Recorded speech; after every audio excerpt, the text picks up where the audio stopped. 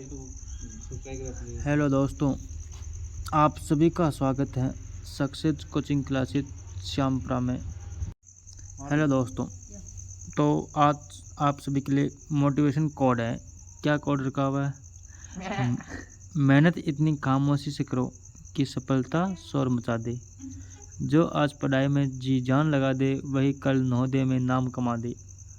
आज हम पढ़ने वाले हैं नंबर सिस्टम यानी कि संख्या पद्धति। तो बच्चों देखिए, पहला क्वेश्चन दे रखा है, जीरो क्या है? प्राकृत संख्या या पूर्ण संख्या या अभाज्य संख्या या विषम संख्या? तो जीरो अपने पास क्या है? पूर्ण संख्या। पूर्ण संख्या किसे कहते हैं? जिस संख्या में जीरो क्या आता है? बस जीरो कहते हैं। जीरो आता हो, एक आता हो, दो आता हो, यानी अनंत तक। कहाँ तक?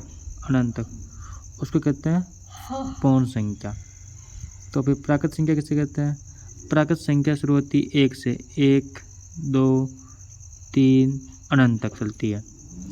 अभाज्य संख्या किसे कहते हैं? तो अभाज्य संख्या उस संख्या से को कहते हैं जिस संख्या में दो संख्या से अधिक संख्या का भाग नहीं जाता है।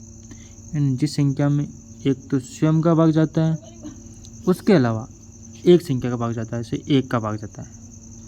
विषम संख्या किसे कहते हैं? विषम संख्या उस संख्या को कहते हैं जिसमें दो का भाग पूरी बार नहीं जाता है। ये हो गया। ओके, तो अगला क्वेश्चन पढ़ते हैं अपन। सबसे छोटी प्राकृत संख्या कौन सी है? तो प्राकृत संख्या कौन सी हो जाएगी सबसे छोटी? प्राकृत संख्या सबसे छोटी कौन सी हो जाएगी बच्चों? अपने पास देखिए, प्राकृत संख्या शुरू होती है एक से। कहाँ शुरू होती है बच्चों? एक से। तो एक से शुरू होगी, तो सबसे छोटी कौन सी प्राकृत संख्या हो जाएगी? एक हो जाएगी। कौन सी हो जाएगी? एक। अब यहाँ पे कुछ बच्चे कहेंगे कि सर जीरो क्यों नहीं हो सकता? तो जीरो इसलिए नहीं हो सकता क्योंकि जीरो प्राकृत संख्या में नहीं आता है।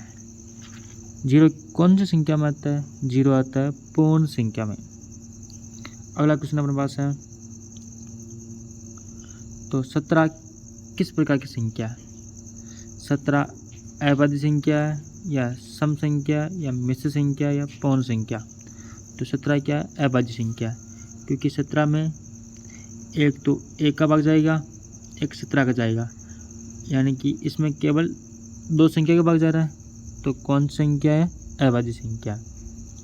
आगे अपन देखते हैं, 1 से 10 तक, 1 से 10 तक अभाज्य संख्या कितनी है? 1 से 10 तक अभाज्य संख्या कौन सी है? 2 है। कौन सी है बच्चों? एक तो 2। और कौन सी है? 3। और कौन सी है? 5। कौन सी है? 7। तो 1, 2, 3, 4 कितनी संख्या होगी? 4 संख्या होगी। कितनी होगी? 4। तो 4 किस में है? उत्तर बी में। ओके बच्चों, अगला क्वेश्चन दे रखा है, पांचवा क्वेश्चन। पांचवा क्या बोल रहा है? सबसे छोटी सम और अभाज्य संख्या, यानी अभाज्य भी होनी चाहिए, सम भी होनी चाहिए।